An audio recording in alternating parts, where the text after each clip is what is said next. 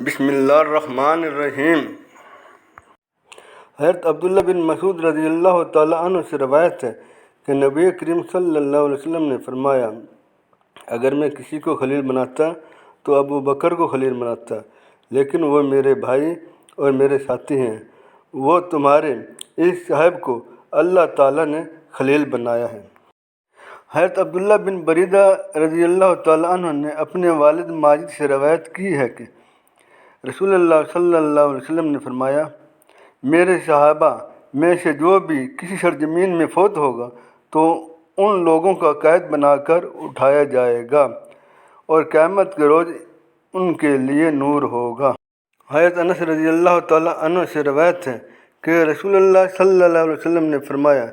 میری امت میں میرے صحابہ کی مثال نمک جیسی ہے، کیونکہ نمک کے بغیر کھانا درست نہیں ہوتا۔ حسن بصری نے فرمایا، ہمارا نمک جا چکا ہے، اب ہم کس طرح درست۔ حضرت ابو ہریرہ رضی اللہ تعالیٰ عنہ سے روایت ہے کہ رسول اللہ صلی اللہ علیہ وسلم نے فرمایا، قسم اس ذات کی جس کے قبضے میں محمد مصطفیٰ صلی اللہ علیہ وآلہ وسلم کی جان ہے، ایک روز آئے گا مجھے نہ دیکھو گے، پھر مجھے دیکھنا اور گھر والوں سے زیادہ پیارا ہوگا، جبکہ ان کا مال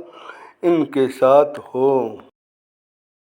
حضرت جابر رضی اللہ تعالیٰ عنہ سے روایت ہے کہ نبی کریم صلی اللہ علیہ وآلہ وسلم نے فرمایا، اس مسلمان کو آگ نہیں چھوئے گی جس نے مجھے دیکھا یا مجھے دیکھنے والوں کو دیکھا۔